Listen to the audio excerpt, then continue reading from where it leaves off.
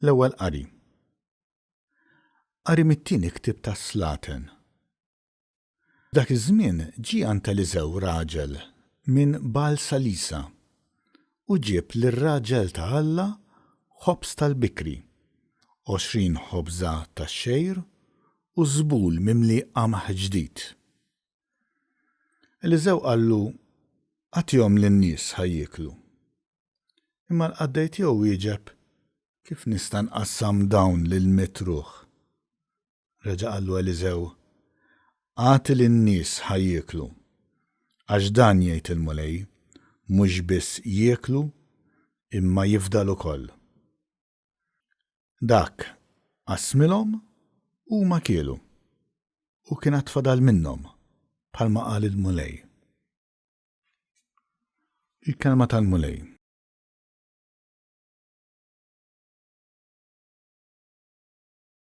Sam responsorjali. Iftaħ idek, mulej, ferraħna bil-ġid li tatina. Kull ma għamilt irrodlok ħajr, mulej. Iberkuk il-ħbib tiegħek kollha.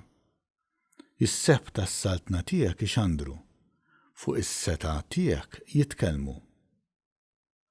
Iftaħ idejk, mulej, ferraħna bil-ġid li tatina. Għajnejn kulħadd iħarsu lejk, mulej, u inti tagħtihom l-ikel f'waqtu. Int tiftaħ idejk u xxabbal kulħadd bil-ġid. Iftaħ idejk, mulej, ferraħna bil-ġid li tatina. Ġust il-mulej fl-imġiba tiegħu kollha, twajjeb f'dak kollu li jagħmel. Rib il-mulej lejn kull min isejjaħlu, lejn kull min isejjaħlu fis-sewwa. Iftaħ idejk, mulej, ferraħna bil-ġid li tatina.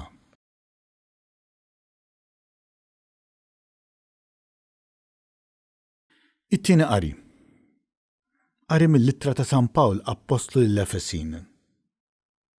Ħuti, inħeġġiġkom jien il-priġunier tal-mulej biex timxu sewwa skont is-sejħa li biha kontum sejħin, billi bl-umiltà kollha, bil-ħlewwa u bis-sabar, taħamlu u tħobbu l-xulxin.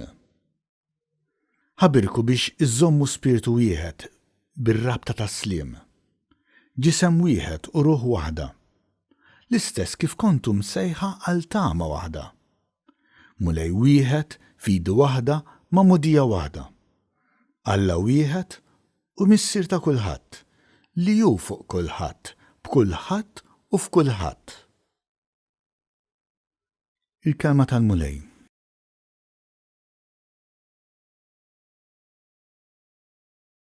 Qari mill-Evanġelju skont San Ġwan.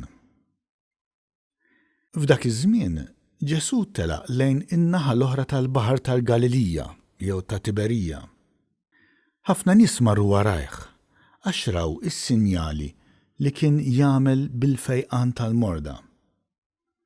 Ġesu tela' lejn l-għoljiet u għatem bil-qiegħda mad-dixxipli tiegħu. Kien qrib lejt il-festa tal-Lut.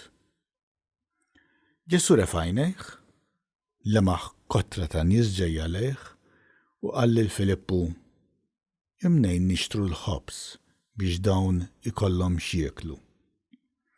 Dan qalulu biex jippruvah għaliex hu kien jaf sejjer jagħmel.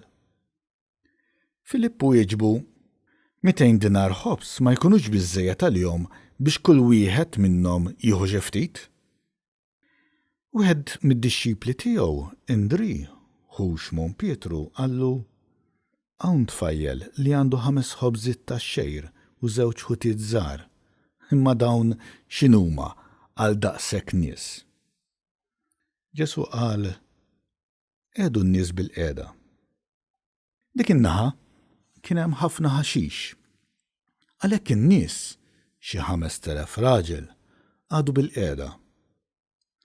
Ġesu ħal ħobżiet, ratt il-ħajr u qassamhom lil dawk li kienu bil-qiegħda. Hekk ukoll għamel bil-ħut u kulħadd ħa kemm ried. Meta xebgħu, Ġesu qal lid-dixxipli tiegħu: iġbru l-loqom li baqa' biex xejn ma jinħela. marru jiġbruhom u mlew 12 qoffa bil-loqom li kien fadlilhom in-nies mill-5 ħobżiet tax-xejr wara li kienu kielu.